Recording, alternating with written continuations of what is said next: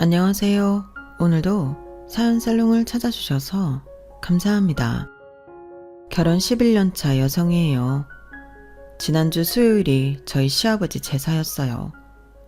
아침부터 장 봐다가 음식을 하고 제사 지내고 설거지까지 끝내고 나니까 새벽 1시 10분이었어요. 남편이랑 아들, 딸이 옆에서 거들기는 했지만 그래도 매번 느끼는 거지만 힘드네요. 40년, 50년 시댁 제사를 지내오신 어머님들은 도대체 어떻게 그렇게 살아오셨는지 정말 존경할 따름입니다. 사실 저는 남편과 결혼할 때까지만 해도 제사에 대한 걱정은 없었어요. 그도 그럴 게 제 남편은 5 형제 중 막내거든요. 꼭 첫째가 제사를 도맡아 해야 한다는 건 아니지만 그래도 위로 형이 넷이나 있기 때문에 저희가 독박 제사를 지나게 될 줄은 꿈에도 몰랐어요. 벌써 2년 동안 저희가 제사를 지내오고 있지만 남편 형제들은 누구도 찾아오지 않고 있어요. 형님들도 누구 하나 전화 한 통 하시는 분이 없고요. 이렇게 된 건 따지고 보면 다 돈 때문이에요. 저희 아버님이 세상을 떠나시기 전 유산을 가지고 생각지도 못한 일을 벌이셨거든요. 도대체 어떤 일이 벌어졌던 건지 궁금하시죠? 그럼 지금부터 저희 집 사연을 소상히 전해드릴게요. 저는 내성적인 성격 탓에 어릴 때부터 손해를 많이 보고 자랐어요. 학용품이고 장난감이고 툭하면 동네 애들한테 뺏기기 일쑤였고 내가 하지도 않은 일을 했다고 누명을 써서 곤욕을 치른 것도 한두 번이 아니었어요. 제 성격이 내성적이었던 데는 여러 가지 이유가 있었겠지만 그중 가장 큰 이유는 아마도 엄마가 없었기 때문이었을 거예요. 저희 엄마는 제가 6살이 되던 해 세상을 떠나셨어요. 원래부터 몸이 약하기도 하셨고 저를 낳고 그렇게 임신 중독으로 고생을 하시다가 결국 그렇게 되고 말았죠. 남자가 아내 없이 혼자 자식을 키우고 산다는 게 좀처럼 어려운 일이 아니었을 거예요. 물론 친할머니도 그렇고 고모도 많이 도와주셨지만 각자 생활이 있는 분들이라서 언제까지고 도움을 받을 수만은 없었어요. 보다 못한 할머니는 아빠한테 재혼을 권유하셨지만 죽은 아내에 대한 그리움이 남아있던 아빠는 할머니 뜻을 쉽게 받아들이지 못했어요. 그러는 사이 저는 초등학교에 입학하게 되었어요. 그 무렵 그동안 아빠가 회사에 가 있는 동안 저를 돌봐주던 고모가 지방으로 이사를 하게 됐어요. 고모부가 지방 발령을 받으셔서 온 가족이 몇 년간 서울을 떠나 살게 되었거든요. 그러자 할머니께서는 기다렸다는 듯 또다시 아빠한테 재혼 얘기를 꺼내셨어요. 명희도 지방으로 내려갔으니 이제 아영이는 누가 돌봐주니? 그동안은 지 고모도 있고 해서 엄마 손이 더 아쉬웠는가 몰라도 이젠 그마저도 없잖니. 나이든 내가 봐주는 것도 하루 이틀이지 언제까지 이러고 살 생각이야? 너 위하자고 재혼하라는 거 아니잖니? 하나뿐인 딸 자식은 제대로 키워야 할 거 아니냐고. 죽은 애미도 이해할 거다. 지 새끼 잘 키우자가 하는 재혼인데 설마 서운 다 하겠니? 그러니 제발 마음 고쳐먹고 선 봐라. 한 살이라도 후처도 젊을 때 들여야지. 더 나이 들면 오겠다는 사람도 없어. 아빠도 이번에는 전처럼 무작정 거절하지 못했어요. 할머니 말씀이 틀린 게 하나 없었으니까요. 그렇게 아빠는 재혼을 목적으로 선자리에 나갔고 여러 번의 실패 끝에 지금의 새엄마를 만나게 되었어요. 아빠한테 엄마를 소개한 건 할머니가 아니라 저희 집 근처에서 부동산 중개소를 하시는 아주머니였어요. 내가 이 자리에서 부동산만 32년째야. 사람 됨됨이는 저 문고리 열고 들어오는 순간 딱 알아본다고. 남자들은 순종적이고 새침 떠는 여자가 최고인 줄 알지만 내 기준으로 봤을 땐 절대 아니야. 자고로 여자든 남자든 간에 의리 있고 책임감 강한 사람이 최고라고. 예쁘고 젊은 여자? 그런 여자가 보기는 좋을지 몰라도 데리고 살아보면 다 얼굴값하고 그런다고. 아영이 키워줄 여자 찾는 거라며 그럼 더 볼 거 없어. 내가 골라준 여자랑 결혼하면 후회 안 할 거라고. 어때? 한번 만나볼래? 걸걸하고 성격 좋기로 유명한 부동산 아주머니는 아침 저녁으로 저희 아빠를 붙잡아 놓고 세뇌를 시키듯 선자리를 강요하셨어요. 아빠는 몇 번을 거절하다가 결국 마지못해 선자리에 나가게 되었죠. 아빠 말로는 새엄마의 첫인상은 완전 별로였대요. 한 성깔 하게 생겼다나요? 사실 새엄마가 얼굴이 예쁘긴 한데 인상이 강해서 쉽게 말 걸기 힘든 타입이에요. 거기다 목소리도 약간 허스키하고 무던하게 참고 넘어가는 분이 아니었어요. 불합리하다 그러면 바로 대놓고 말을 하는 사람이었죠. 그건 저희 아빠를 처음 만났던 그날도 그랬어요. 두 분이 신청 근처에 있는 커피숍에서 만나셨는데 거기 직원이 주문을 잘못 받은 거예요. 저희 아빠가 회사에서 커피를 마시고 간 참이어서 녹차를 시켰는데 커피를 2잔 가져와서는 자기는 주문한 대로 가져왔다고 우기더래요. 자리가 자리인데다 소란스러운 걸 싫어하는 아빠는 그냥 마시려고 했는데 새엄마가 바로 주인을 불러달라고 그랬던 거예요. 그리고는 처음 주문했을 때 했던 말을 그대로 읊어주었죠. 내가 분명히 주문할 때 이렇게 말했어요. 남자분은 커피를 마시고 왔으니 녹차를 주시고 나는 커피를 달라고요. 굳이 커피를 마시고 왔다는 말까지 했을 땐 제대로 기억하라는 의미가 담겨 있던 거예요. 그런데 자기가 주문을 잘못 받았으면 미안하다고 사과부터 할 일이지. 끝까지 잘못이 없다고 하면 어떡해요? 사람이 살다 보면 실수도 할 수 있는 거지만 자기 잘못을 남한테 책임 전가하는 건 정말 나쁜 짓이라고요. 어때요? 이래도 정말 잘못한 게 없어요? 그러자 직원은 얼굴을 붉히며 그제야 미안하다고 사과를 했어요. 그러자 주인이 사과의 의미로 찻값은 받지 않겠다고 하더래요. 그랬더니 새엄마가 딱 잘라 말했어요. 아니요, 그건 받으셔야죠. 흙 퍼서 장사하시는 거 아니잖아요. 저희는 마신 만큼 찻값을 지불할 겁니다. 사과 받았으니 됐어요. 초면에 좀 시끄러운 사건이 있긴 했지만 아빠는 그날 새엄마의 뚝 부러진 행동에 마음이 흔들리셨다나 봐요. 평소 우유부단하다는 말을 자주 듣고 사는 아빠로서는 절대 상상할 수 없었던 새엄마의 행동이 꽤나 부럽기도 하고 신기했던 거죠. 하지만 첫인상이 너무 강해서 부담됐던 것도 사실이었어요. 그래서 애프터 신청도 안 하셨던 거고요.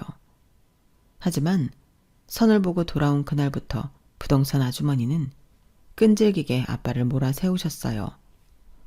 아니, 인상이 좀 강하면 어때? 사람이 됨됨이가 중요하지. 게다가 그쪽은 초혼인데 결혼 안 한 여자가 자식 딸린 남자랑 살 결심을 하는 게 쉬운 건 줄 알아? 아영이 아빠, 현실을 직시해야지. 이렇게 배부른 소리 할 처지 아니잖아? 아주머니, 죄송하지만 그래도 아닌 건 아닌 거예요. 그분이 괜찮은 분인 건 저도 잘 알아요. 하지만 내 아이를 키워줄 사람인데 조금은 더 유하고 부드러운 사람이면 좋겠어요. 나 참 부드러운 게 좋으면 빵집 가서 생크림 케이크나 사드시구랴. 사람이 크림도 아니고 뭔 부드러운 걸 찾아. 결국 그렇게 아빠의 재혼은 물 건너가나 했어요. 그런데 두 분이 인연이었던 건지 얼마 뒤 우연히 다시 만나게 됐지 뭐예요. 그날은 할머니가 아파서 못 오시는 바람에 아빠가 퇴근할 때까지 저 혼자 집을 지키고 있던 날이었어요. 하필 그날따라 집에 간식도 없어서 쫄쫄 굶고 있다가 아빠가 주고 가신 1,000원짜리 한 장을 들고 근처 슈퍼에 가게 되었죠. 사탕이랑 과자를 골라서 계산대에 올려놓고 1,000원짜리를 계산대에 올려놨는데 슈퍼 아줌마가 전화 통화를 하시며 돈부터 집어들곤 돈통에 넣으시더라고요. 그리고는 제가 올려둔 사탕이랑 과자를 보시고는 700원이라고 말씀하셨어요. 저는 미리 돈을 냈으니까 봉지에 넣어줄 때까지 가만히 기다리고 있었는데 아줌마가 버럭 소리를 치시 뭐예요. 예, 내가 700원이라고 했잖아. 왜 돈은 안 내고 가만히 서 있어? 너 돈 없어? 당시만 해도 내성적인 성격 탓에 할 말도 제대로 못하던 저는 기어들어가는 소리로 아까 1,000원 냈는데요 라고 말을 했지만 아주머니는 오히려 더 화를 내셨어요. 어머머, 얘 좀 봐. 네가 언제 돈을 냈어? 얘, 너 거짓말하면 경찰 부른다? 돈 낼 거면 내고 안 낼 거면 얼른 가. 그 말의 순간 저는 울음을 터뜨렸고 슈퍼 아주머니는 재수없이 애가 왜 우냐며 손으로 저를 툭툭 치며 짜증을 내셨어요. 그런데 그때 제 뒤에 있던 언니가 아주머니 손을 탁 쳐내더니 한마디 하는 거예요. 왜 애를 때려요? 애가 돈 냈다고 그러잖아요. 돈을 냈는지 안 냈는지 돈통부터 열어보고 확인할 일이지. 왜 엄한 애를 자꾸 그러냐고요? 그러자 슈퍼 아주머니는 저랑 그 언니를 번갈아 보더니 니네 엄마니? 하고 묻더라고요. 그 말에 제가 고개를 가로저었더니 다시 의기양양한 표정으로 화를 내셨어요. 아니, 그쪽이도 아닌데 왜 끼어들어서 난리야? 내가 안 받았으니까 안 받았다고 하는데 그쪽이 뭘 안다고 따지냐고. 별 미친 여자를 다 보겠네. 그쪽한테 물건 안 파니까 나가요. 어서 나가라고. 예, 너도 돈 낼 거 아니면 가라. 그러자 언니는 주먹으로 계산대를 팍 치더니 소리쳤어요. 얘가 낸 1,000원 돌려주기 전엔 못 가요. 어머머, 뭐 이런 여자가 다 있어. 받지도 않은 돈을 내가 왜 줘? 받았는지 안 받았는지 돈통도 확인 않고 어떻게 알아요? 확인부터 하고 말하시라고요. 진짜 어이가 없어서. 좋아. 내가 아까 돈통 정리하면서 1,000원짜리를 20장 넣어놨어. 세어봐서 21장이 안 나오면 그땐 가만히 안 있을 줄 알아. 그렇게 해서 슈퍼 아주머니는 저와 언니가 보는 앞에서 1,000원짜리를 꺼내서 천천히 숫자를 붙여가며 세었어요. 그런데 20장을 세고도 한 장이 남지 뭐예요. 아니, 이게 왜 한 장이 더 있지? 이상하네. 거봐요. 얘가 돈 낸 거 맞잖아요. 그러게 왜 확인도 않고 사람을 의심부터 해요? 애한테 사과하세요. 슈퍼 아주머니는 난처한 표정으로 저를 보시더니 한숨을 푹 쉬고는 퉁명스럽게 미안하다 라고 하셨어요. 하지만 그 모습은 누가 봐도 사과를 하는 모습은 아니었어요. 귀찮으니까 이거나 먹고 떨어지라는 느낌이었죠. 제 뒤에 있던 언니도 그렇게 느꼈는지 그게 무슨 사과냐며 다시 제대로 사과하라고 소리쳤어요. 그 바람에 슈퍼 아주머니는 빽 소리를 질렀고 결국 큰 싸움으로 번지게 되었어요. 동네 사람들까지 몰려들 정도로 말이죠. 구경꾼 중에는 하필 저희 아빠도 있었는데 아주머니와 언니 사이에 껴서 울고 있던 저를 보시고는 화들짝 놀라 다가오셨어요. 그리곤 저를 도와준 언니를 보더니 깜짝 놀라시더라고요.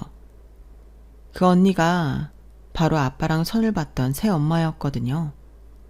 저희 아빠의 등장으로 슈퍼 아주머니도 더는 고집을 부리지 못했어요. 결국 제게 다시 사과를 하시더라고요. 그날 집으로 돌아온 아빠는 저를 통해 슈퍼에서 있었던 일을 전해 들으시곤 생각에 잠기셨어요. 그리고 며칠 뒤 새엄마를 불러서 셋이 아빠 차를 타고 과천 대공원으로 놀러 갔어요. 슈퍼에서 일이 있던 날 아빠가 새엄마한테 전화해 고맙다는 인사를 하고는 혹시 다시 만나볼 수 있겠냐고 물었다더군요. 그렇게 다시 만나게 된 아빠와 새엄마는 그해 가을에 결혼식을 올리셨어요. 결혼 전에 새엄마를 만나본 할머니랑 고모는 사람이 보인다고 결혼을 반대하셨지만 아빠가 강하게 밀어붙여서 결혼을 강행하셨어요. 저도 새엄마가 싫지 않더라고요.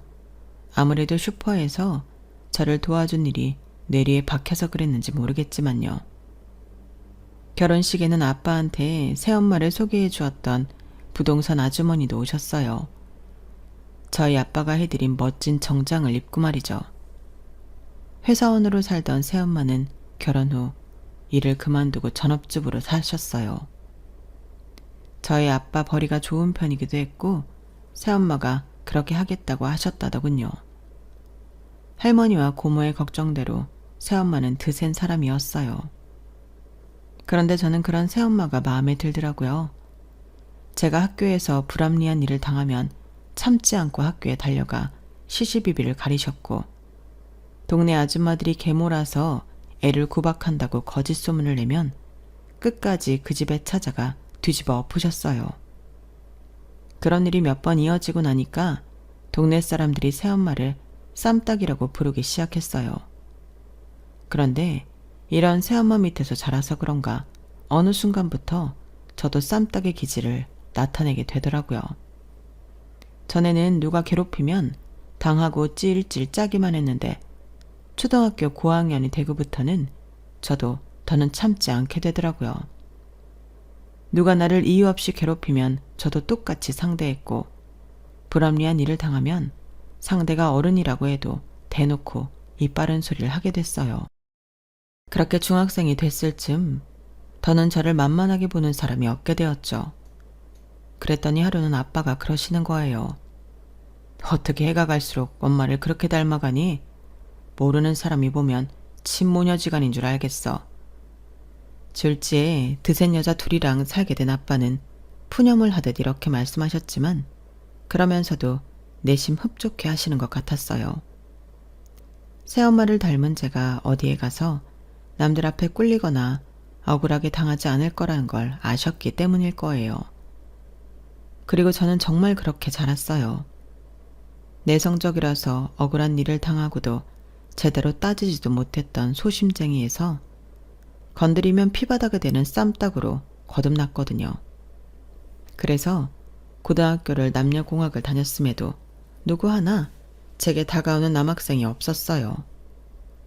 복도를 지나다가 어깨라도 부딪히면 사색이 돼서는 먼저 사과하기 바쁘더라고요.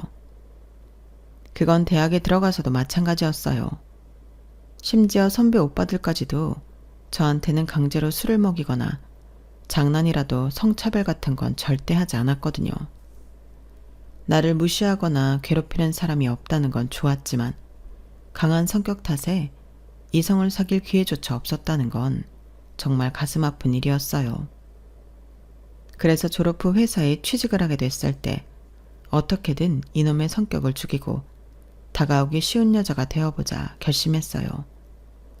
수시로 속에서 열불이 터지긴 했지만 그래도 나름 계획은 성공적이었어요.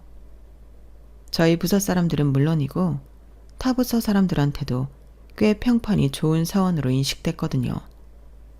덕분에 소개팅 주선도 받을 수 있었고 은근히 제게 관심을 주는 동료나 선배들도 있었어요. 그런 일이 있기 전까지는 말이죠. 그날은 저희 부서 회식이 있는 날이었어요. 어느덧 입사 3년차가 된 저는 부장님을 비롯해 대리님들까지 술버릇이 어떤지 소상히 꿰고 있는 터라 나름 안정한 위치에 자리를 잡았어요. 직장 생활을 해보신 분들은 다들 아시겠지만 회식 자리에 가면 평소 몰랐던 인간의 추악한 민낯을 많이 보게 되잖아요. 잔을 비우기가 무섭게 술을 채워주는 바람에 다음날 술병이 나게 만드는 상사나 얘기를 반복하며 기어이 고막에서 피가 나게 하는 상사는 그나마 귀여운 축에 들어요. 문제는 그 다음이에요. 은근슬쩍 여직원한테 성적인 농담을 하거나 스킨십을 하는 상사들이 바로 주요 인물들이죠. 요즘은 시대가 바뀌어서 그런 인간들이 많이 줄었을지는 모르겠지만 제가 회사에 다닐 때만 해도 정말 많았어요. 퇴사 후에 동네로 찾아가 죽도록 패주고 싶은 인간들이었죠. 다행히도 저는 그때까지 그런 불상사는 당하지 않고 있었어요. 타 부서에서 그런 일이 있었다는 얘기 정도만 들었을 뿐이었죠. 그런데 그날은 하필 문제의 그 타 부서랑 같이 회식을 하게 된 날이었어요. 부장님들끼리 친해서 조인을 하게 된 거였죠. 처음엔 시끌벅적하니 분위기가 좋았어요. 타 부서라고는 해도 칸막이 너머로 대화도 다 들릴 정도로 가까운 거리라서 그냥 한 식구나 다름없었고 업무 협력도 자주 하는 편이라서 친한 사람들도 꽤 있었거든요. 그렇게 1차를 마무리 지어가던 무렵 일이 터진 거예요. 우리 부서 신입 여직원한테 타 부서 과장님이 슬슬 작업을 걸기 시작한 거였죠. 자기 딸 정도밖에 안 되는 여직원의 어깨를 끌어안고 얼굴을 비벼대며 술을 따르라고 하질 않나. 급기야 그 더러운 손을 여직원 가슴 쪽으로 축 늘어뜨리고 손가락을 까닥까닥 움직이더라고요. 어린 여직원은 마치 보아뱀한테 온몸이 꽁꽁 묶인 아기 사슴같이 겁에 질린 채 울기 일보 직전이었어요. 직장생활 3년차였지만 그런 광경을 눈앞에서 처음 본 저로서는 속이 울렁거리기 시작했어요. 저희 부서 사람들은 다들 심각한 표정이 되어 있는데 타부서 사람들은 익숙한 일이냥 아무 반응이 없더라고요. 저는요, 솔직히 그게 더 화가 났어요. 어떻게 이런 상황이 아무렇지 않을 수 있느냐고요. 그동안 얼마나 저런 더러운 짓거리를 자주 해댔으면 다들 면역이 됐느냐 이 말이에요. 순간 울컥한 저는 쌈따기 본능이 되살아나면서 자리에서 벌떡 일어났어요. 그리고는 더러운 타부사 과장한테 소리를 치려는데 저보다 반박자 빠르게 누군가 소리를 치지 뭐해요. 김 과장님, 지금 뭐 하시는 겁니까? 어린 여직원한테 성추행을 하시는 겁니까? 그 말에 사람들의 시선은 다들 역겨운 과장님한테 쏟아졌어요. 그러자 슬금슬금 여직원 어깨에 두르고 있던 팔을 내리더군요. 그리고는 표정을 싹 바꾸고는 되어 소리친 남자 직원한테 한 소리를 했어요. 아니 정대리, 내가 뭘 어쨌다고 그래요? 누가 보면 내가 파렴치하게 여직원 건드리는 사람으로 보겠어요? 당장 사과하세요. 그러자 정대리님은 황당하다는 듯 과장을 노려보며 말했어요. 제가 왜 과장님한테 사과를 합니까? 그리고 방금 여직원한테 한 짓 여기에 있는 사람들이 다 봤는데 뭘 아무 짓도 안 했다고 그러세요? 허, 이거 참 엄한 사람을 잡고 그러네. 이봐 이 대리, 내가 방금 성추행을 했어? 서 팀장, 자네도 그렇게 생각해? 과장의 말에 타부서 직원들은 하나같이 아무 말도 못한 채 난처한 표정을 지었어요. 평소에 저 부서 사람들이 어떻게 지내고 있는지 한눈에 알겠더라고요. 죄 지은 놈 앞에서 오히려 정의의 칼을 뽑은 직원을 바보로 만드는 분위기였어요. 다들 아무 말도 안 하자 여직원을 위해 소리쳤던 저희 부서 정대리님만 이상한 사람이 되는 분위기였어요. 우리 부서 사람들조차도 웅성웅성 대기만 할 뿐 누구 하나 정대리님을 돕는 사람이 없더라고요. 그래서 제가 대신 총대를 맸지 뭐예요. 정대리님 말이 맞아요. 방금 전까지 과장님께서 서하연 씨 어깨에 팔을 두른 채 손가락으로 가슴을 툭툭 건드신 거 저도 똑똑히 봤습니다. 이건 엄연히 성추행입니다. 평소 좋은 게 좋은 거라는 식으로 사람 좋게 굴던 제가 따박따박 옆 부서 과장의 잘못을 지적하자 저희 부서 부장님을 비롯해 말단 사원들까지 놀라는 표정이었어요. 상황이 이렇게 되자 타부서 과장님은 태도를 바꿔서 별일 아니다라는 식으로 말했어요. 에이, 또 무슨 말을 그렇게 하나? 내가 언제 가슴을 만졌다고 그래? 그저 딸 같아서 격려해주다가 실수로 한번 닿았나 보지. 말 같지도 않은 뻔뻔한 변명에 순간 꼭지가 확 돌더라고요. 실수요? 그걸 어떻게 실수라고 하세요? 전요, 과장님 손가락이 피아노 치는 줄 알았어요. 어쩌다 한번 친 것도 아니고 손가락 5개를 그렇게 휘둘러 놓고 실수라니. 그걸 누가 믿어요? 그리고 딸 같아서 그러셨다고요? 과장님은 평소에도 따님 가슴에 손대십니까? 격려를 하시려거든 말로 하시면 될걸. 상대가 원치 않는데도 왜 굳이 몸으로 하시냐고요. 그래놓고 반성도 안 하시고 오히려 정대리님한테 사과를 하라니 이게 말이 된다고 생각하십니까? 저는 이번 일은 그냥 넘어가면 안 된다고 생각합니다. 반성하지 않는 사람은 자신의 잘못에 합당한 처벌을 받아야 된다고 생각하고요. 앞으로 또다시 이런 일이 벌어지지 않도록 공개 사과를 요구합니다. 제 말이 끝나자 거기에 있던 부장님 2분을 비롯해 모든 직원들이 입을 떡 벌린 채 저를 바라봤어요. 상황이 이렇게 커지자 부장님 2분은 얼굴이 일그러졌고 사고를 친 과장놈은 얼굴이 하얗게 질렸어요. 그날 회식은 그렇게 끝나고 말았고요. 다음날 제가 출근을 하자 평소와 달리 저희 부서 사람들이 저를 경계하는 눈빛을 보내더라고요. 말로는 잘했다고, 용기 있는 모습에 감탄했다고 했지만 눈빛은 우리 부서에 시한폭탄이 있었구나 하는 생각을 하는 것 같더라고요. 결국 그 일로 옆 부서 과장은 지방협력사로 좌천되었고 공개 사과 대신 성추행을 당한 여직원에게 유급휴가와 위로금이 지급됐어요. 그리고 저는 순식간에 쌈딱으로 등극해 기피 대상이 되어버렸죠. 하지만 잃는 게 있으면 얻는 게 있다고 평판은 잃었지만 남편은 얻게 되었어요. 그날 제일 먼저 여직원을 위해 용기 냈던 정대리님과 사귀게 되었거든요. 바로 연애를 시작한 건 아니고 그 일로 제가 사람들한테 따돌림 아닌 따돌림을 받자 정대리님이 저랑 밥도 같이 먹어주고 업무적으로도 많이 도와주셨거든요. 그렇게 함께하는 시간이 늘다 보니 자연스레 연애 감정이 생겨났고 비밀 연애를 시작하게 된 거였죠.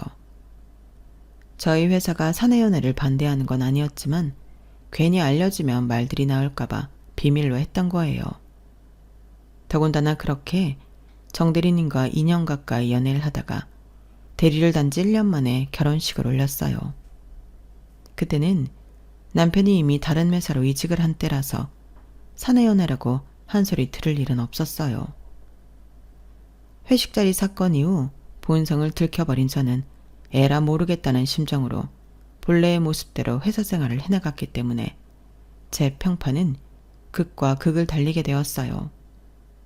그러거나 말거나 저는 그리 사내 분위기에 영향을 받지 않았지만요.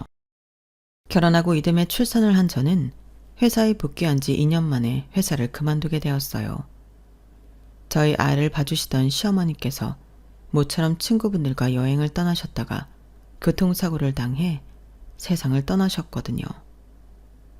하루아침에 어머님이 그렇게 되시자 당장 우리 애를 봐줄 사람도 없고 혼자 남으신 아버님을 챙겨줄 사람도 없어서 제가 일을 그만두고 아이와 시아버지를 보살피게 되었어요.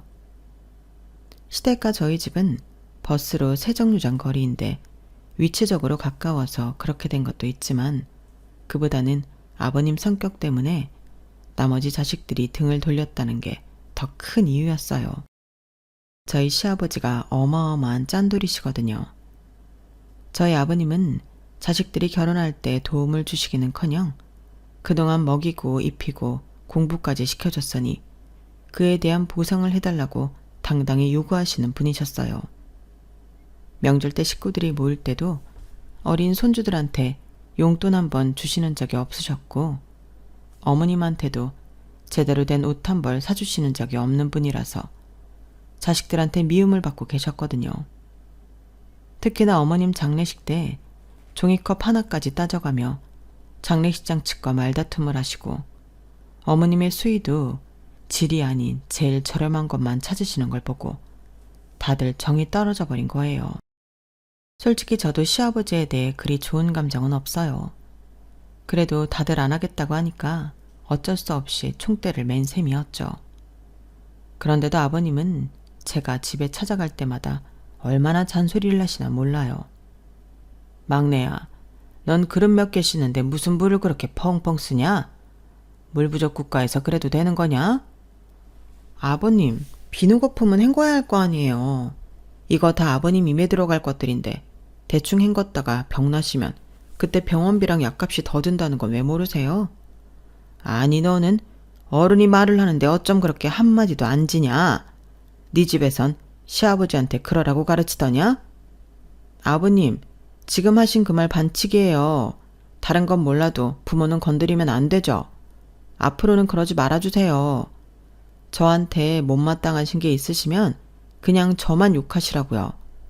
다음에 또 그러시면 그땐 정말 저 안 참아요.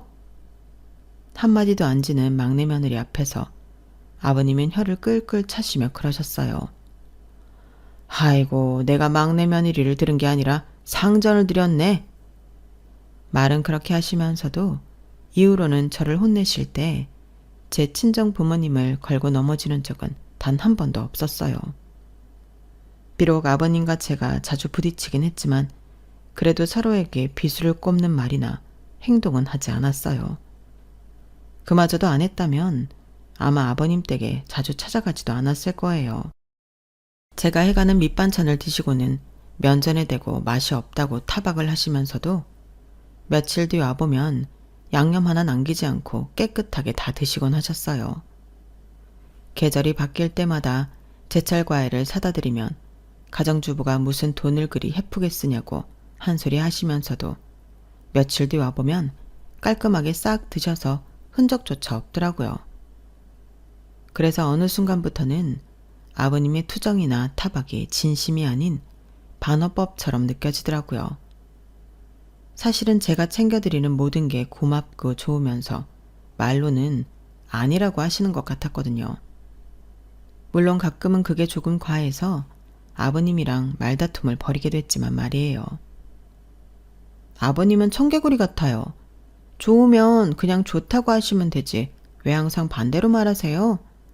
그러니까 아주버님들이랑 형님들이 안 찾아오는 거잖아요. 잘해주고도 욕먹는데 누가 잘하고 싶은 마음이 들겠어요? 넌 또 아침부터 시애비 타박이냐? 하여간에 버르장머리하고는. 안타까워서 그러죠. 아버님이 사시면 얼마나 사시겠어요. 살아 계실 때 자식들 효도 받아가며 누릴 거 누리고 사셔야지. 왜 이렇게 외롭게 사는 걸 자처하시냐고요. 외롭긴 누가 외로워. 너처럼 버르장머리 없는 막내 며느리가 하루가 멀다 하고 찾아와 괴롭히는데 외로울 시간이 어딨냐고. 외롭고 싶어도 그럴 틈이 없어. 안타까운 마음에 저도 모르게 버릇없이 말을 했지만 아버님은 이마저도 즐거우신 듯 했어요. 말은 퉁명스럽게 하시면서도 눈은 웃고 있으셨거든요. 남편을 제외한 4명의 아주버님이 아버님을 찾지 않는 데는 각자 이유가 있었어요. 어머님이 돌아가실 때 아버님이 돈을 따져가며 뭐든 싼 걸로 장례를 치렀기 때문이라는 말은 허울에 불과했거든요.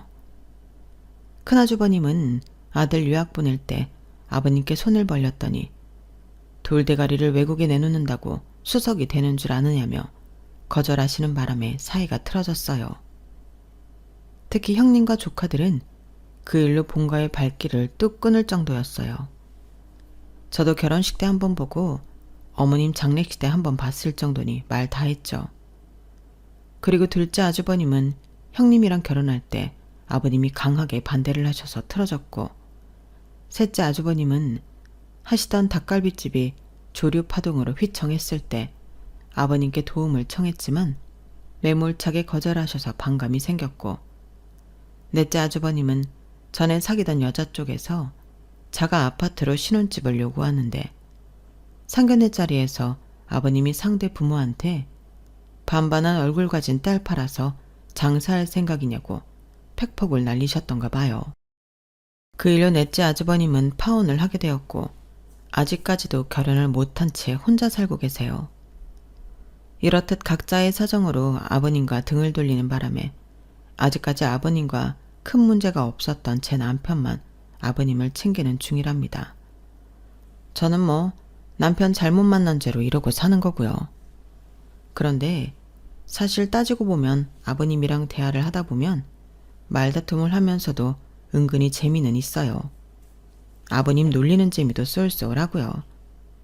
남들이 보기에는 버르장머리 없이 시아버지한테 따박따박 말대꾸한다고 그러실지 모르지만 저희 아버님도 그걸 은근히 즐기신다는 걸 저는 느낀다니까요. 그리고 괴팍한 시아버지한테 이 정도도 안 하면 어떻게 살겠어요. 다 나름의 생존 방식인 거죠.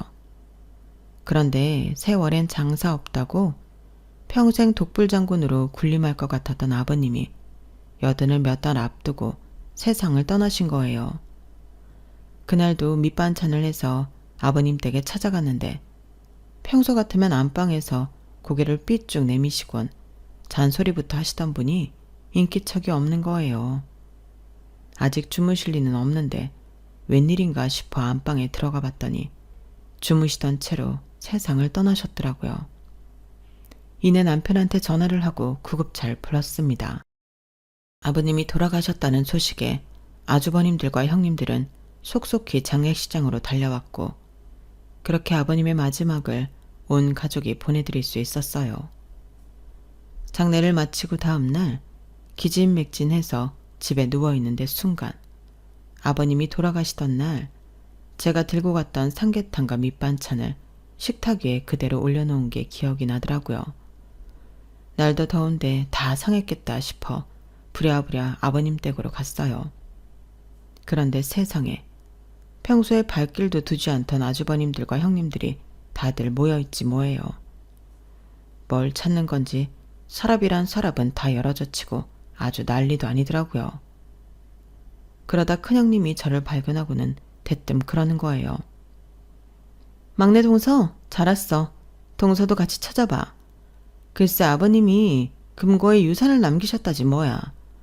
하여간에 놓친 애하고는 비밀번호만 딸랑 알려주면 어떡해. 금고 위치를 알려줘야지.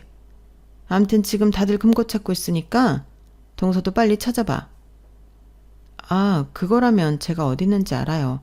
아버님이 도둑 들지 모른다고 보일러실에 숨겨두셨거든요. 제 말이 떨어지기가 무섭게 아주버님들은 보일러실로 달려갔고 곧이어 아버님의 낡은 금고를 들고 오셨어요. 아버님은 자신의 죽음을 감지하셨던 건지 돌아가시기 전날 다섯 아들 모두한테 문자를 보내셨어요. 아버님 같은 문자 내용이었죠. 사랑한다거나 미안하다거나 하는 말도 없이 딸랑 금고번호 땡땡땡땡땡땡이 다였어요. 제가 시집 오기 전부터 아버님은 모든 중요한 문서와 통장을 금고에 담아두는 버릇이 있었는데 신혼 초에 형님들이 그런 농담을 하는 걸 들은 적이 있어요. 아버님 돌아가시고 저 금고 열어보면 엄청난 금은 보화가 들어있을지 모르겠다고요. 그래서 아버님 몰래 그 금고를 두고 도깨비 주머니라고 부르곤 했는데 오늘에야 그걸 열어보게 되었네요.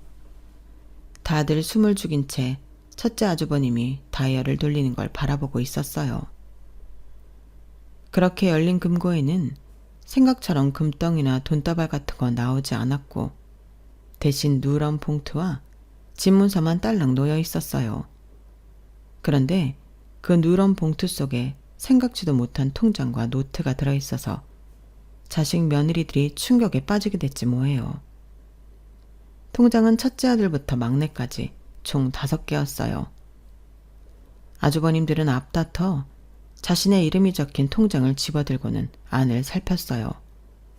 저 역시도 제 남편의 이름으로 된 통장을 살펴보았고요. 그런데 그 안에 상상하지 못했던 액수의 돈이 들어있지 뭐예요. 반면에 형님들과 아주버님들은 한숨을 쉬며 실망하는 눈치였어요. 아버지도 참 고작 돈 1,000만 원을 유산이라고 주신 거야? 뭐야, 형은 1,000만 원이나 들어있어? 난 꼴랑 200이야. 둘째 형은 얼마 들었어? 난 2,500. 넷째 너는 얼마 있냐? 참, 난 빵원. 그러자 사람들 눈이 제게 쏠렸어요. 급기야 둘째 형님이 통장에 얼마나 들었냐고 물으시더라고요. 저는 쉽게 말이 떨어지지 않았어요. 그도 그럴 게 제 손에 들린 통장에는 엄청난 금액이 찍혀 있었거든요. 자그마치 27억 8천만 원이요. 그 말에 그 자리에 있던 사람들은 다들 눈이 휘둥그레졌어요. 아니 왜 막내 동선에만 그렇게 많이 주셨대? 사람 차별을 해도 그렇지. 어떻게 첫째인 우리 아이보다 막내한테 유산을 더 주느냐고. 여보, 어디 더 뭐 없는지 찾아봐. 얼른! 그제서야 사람들 시선은 아버님의 낡은 노트에 닿았어요. 노트를 펼치자 마치 일수쟁이가 일수 주고 기록 남긴 것처럼 매주 아버님 댁에 찾아온 자식과 며느리 이름과 정확한 횟수가 적혀 있더라고요. 그리고는 공책 말미에 이렇게 적혀 있었어요. 집은 팔아서 5 아들이 똑같이 나눠갔고 현금은 5 자식들이 내 집에 찾아온 수만큼 통장에 차등해서 남기겠다. 그리고는 제게 따로 고맙다는 인사를 남기셨더라고요. 시애비 굶을까봐 하루가 멀다 하고 찾아와줘서 고마웠다고요. 한마디로 저희 집 통장에 돈이 많이 들어있던 이유는 그만큼 우리 부부가 아버님을 자주 찾아뵈었기 때문이었어요. 통장에 돈이 입금되기 시작한 건 어머님 장례가 끝나기도 한 달쯤 지난 시점이었어요. 저희 부부를 제외하고 다른 형제들의 발길이 끊어진 시점이었죠. 그러니 당연히 저희가 제일 많은 금액을 배당받을 수밖에요. 상대적으로 아버님 댁을 찾지 않았던 넷째 아주버님은 한 푼도 받을 수 없었고요. 아버님은 이러한 내용을 이미 문서화해서 공증까지 받아놓았고 모든 통장의 비밀번호는 자식들의 생일로 되어 있었어요. 집을 판 돈을 모두에게 남겨주셨지만 사실 집값은 얼마 되지 않았어요. 세금을 제하고 나니 정말 푼돈에 불과했거든요. 그마저도 다섯이 똑같이 나눠야 해서 다들 불만이 이만저만이 아니었어요. 저희 부부한테 그 많은 돈을 유산으로 받았으면서 푼돈까지 챙기려 드냐고 볼멘 소리까지 하더라고요. 그래서 제가 딱 잘라 말씀드렸어요. 집 한 돈은 자식 모두가 받아야 하는 아버님 마음이고요. 통장의 돈은 아버님을 향한 자식의 마음인 거예요. 아주버님들과 형님들은 아버님께 마음을 주지 않았으면서 왜 저희 탓을 하세요? 인생에 공짜는 없는 거예요. 그러니까 제 남편 몫은 제대로 쳐주세요. 제가 너무 욕심을 부린다고 하실지 모르겠지만 제가 수년간 지켜봐온 아버님을 생각하면 이 정도는 약한 거예요. 늘 투덜거리고 트집을 잡으면서도 제가 사다 드리는 건 뭐 하나 허투루 여기지 않으시고 챙기시던 모습이 늘 안쓰러웠거든요. 자신을 찾지 않는 나머지 자식들을 그리워하며 늘 베란다에 서서 골목 입구를 바라보시던 아버님 모습이 아직도 눈에 선해요. 그렇게 오랜 시간을 기다렸는데도 찾지 않았으면서 돈만 챙기려 드는 건 욕심이죠. 안 그런가요? 그래서 한 푼도 더 주고 싶지 않았어요. 아버님이 돌아가시고 2년이 넘었지만 아직도 아버님 목소리가 들리는 것 같아요. 돈을 받았으면 값을 해. 이렇게 말이죠. 그래서 이렇게 더운 날씨에도 불구하고 제가 독박 제사까지 지내고 있는 거 아니겠습니까? 제사밥이라도 챙겨드려야 아버님이 본전 생각이 안 나실 테니까요. 물론 저 위에서 제가 차려드린 제사상을 보시며 툴툴대며 잔소리를 하시겠지만 뭐 어쩌겠어요. 상 차리는 사람 마음인걸요. 안 그런가요, 아버님? 지금까지 제 사연을 들어주셔서 감사합니다. 아버님 생각하며 남편과 가족과 잘 살아보겠습니다. 오늘도 행복하세요. 여러분, 사연 댓글에 응원과 현명한 조언 부탁드려요. 좋아요와 구독은 저에게 큰 힘이 됩니다. 오늘도 좋은 일 가득하세요.